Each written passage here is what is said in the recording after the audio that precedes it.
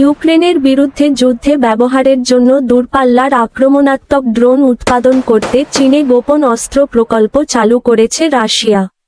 ইউরোপের একটি গোয়েন্দা সংস্থার দুটি সূত্র ও রয়টার্সের পর্যালোচনা করা নথি থেকে এ তথ্য জানা গেছে।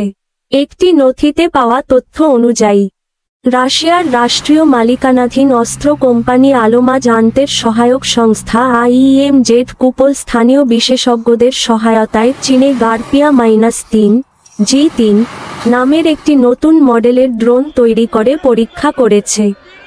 চলতি বছরের শুরুতে রুশ প্রতিরক্ষা মন্ত্রণালয়ে কুপলের কাজের রূপরেখা দিয়ে পাঠানো প্রতিবেদনে একথা বলা হয়েছে।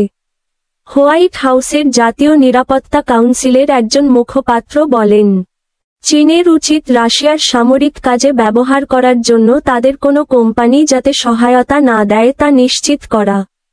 কুপল পরবর্তীতে রুশ প্রতিরক্ষা মন্ত্রণালয়কে আরও জানিয়েছে, তারা চীনের একটি কারখানায় G3 সহ অন্যান্য ড্রোন তৈরি করতে সক্ষম হয়েছে। এসব ড্রোন ইউক্রেনে বিশেষ সামরিক অভিযানে ব্যবহার করা যেতে পারে। ইউক্রেন যুদ্ধকে রাশিয়া বিশেষ সামরিক অভিযান বলে আসছে। এই বিষয়ে মন্তব্য জানতে চেয়ে অনুরোধ করলেও সাড়া দেয়নি কুপল, আলোমা জানতে ও রাশিয়ার প্রতিরক্ষা মন্ত্রণালয়। অপরদিকে চীনের পররাষ্ট্র মন্ত্রণালয় জানিয়েছে, তারা এই ধরনের প্রকল্প সম্পর্কে কিছু জানে না।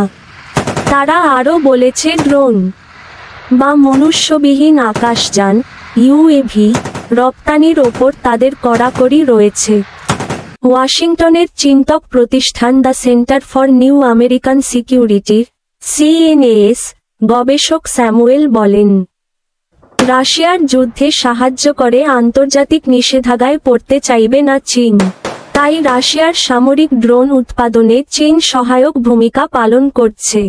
সেটি নিশ্চিত হতে আরও তথ্য জানা প্রয়োজন। তবে হোয়াইট হাউসের জাতীয় নিরাপত্তা কাউন্সিল বলেছে, চীনে রাশিয়ার ড্রোন প্রকল্প চালুর খবরে তারা গভীরভাবে উদ্বিগ্ন। এটিকে যুক্তরাষ্ট্রের নিষেধাজ্ঞা দেওয়া রাশিয়ার একটি কোম্পানিকে চীনা কোম্পানির বিপজ্জনক সহায়তা দেওয়ার দৃষ্টান্ত হিসেবে দেখছে তারা।